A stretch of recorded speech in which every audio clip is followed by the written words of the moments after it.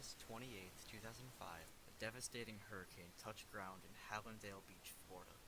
It then moved west and went on to rage through Louisiana and Missouri.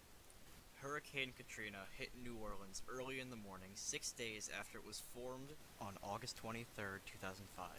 Most of the city's canals and levees were severely outmatched, and some levees were outright washed away. In some streets, water was over 29 feet high, and by 9 a.m., people were scrambling to get onto roofs to avoid drowning. 2 days after the initial surge, 80% of the city had been completely flooded.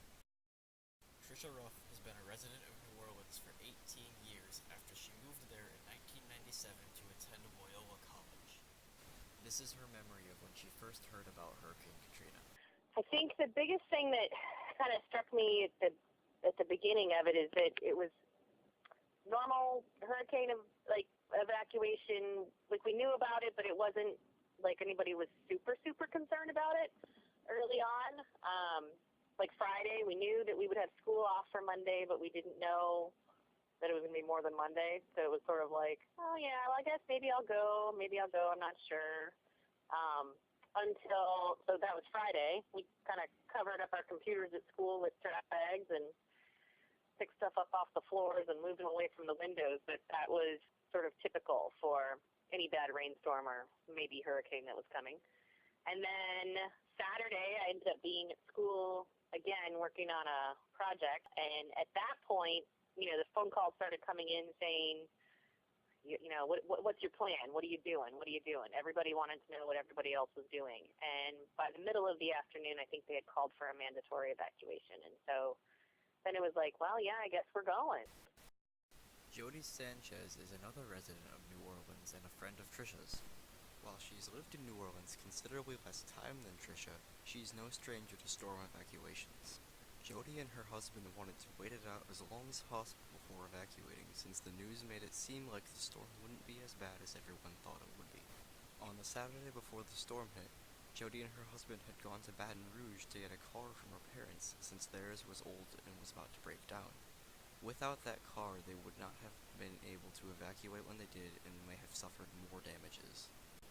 After the mayor of New Orleans, Ray Nagin, ordered a mandatory evacuation, the city of New Orleans opened up contraflow on the highways in order to get more people out faster. Luckily, I was heading east, and most people were heading west, and so there was less traffic my route comparatively.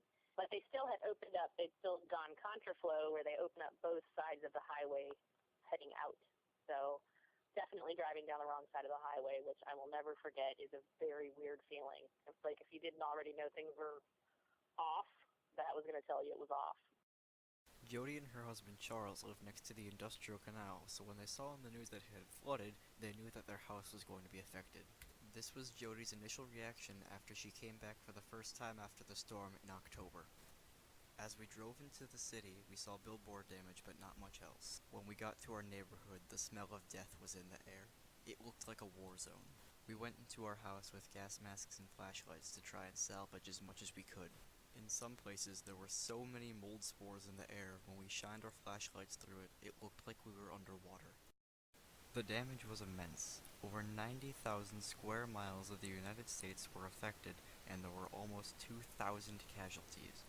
About 180,000 homes were underwater during the flood, and all electrical and water systems were non-functional.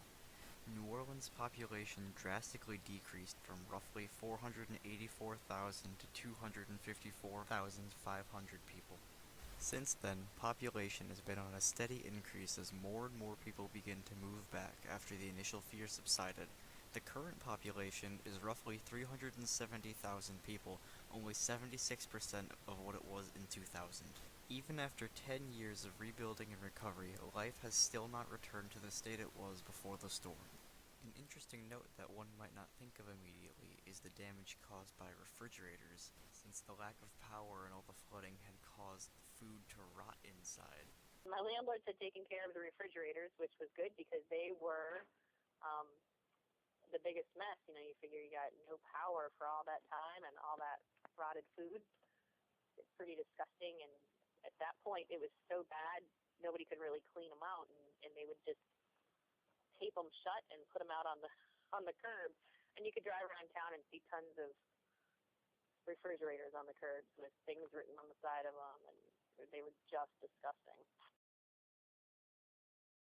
Even now, almost 10 years after the storm, life has not fully returned to the way it was before. While Hurricane Katrina wasn't necessarily a good thing, some may say that the chance to rebuild united the city and revitalized it. Friends, family, and organizations banded together to turn New Orleans into a place that people wanted to live in again after the storm. If you look at New Orleans today, you can see that it's much different than it was before the storm, but it's better than it was 5 years ago. 5 years ago it was better than it was 7 years ago. Progress is continually being made, and now New Orleans is even more so a landmark of the United States than it was before. New Orleans is the birthplace of jazz, a cultural hotspot, and now the site of the nation's deadliest and costliest hurricane. We got knocked down, we got back up again, and now we're ready for next time.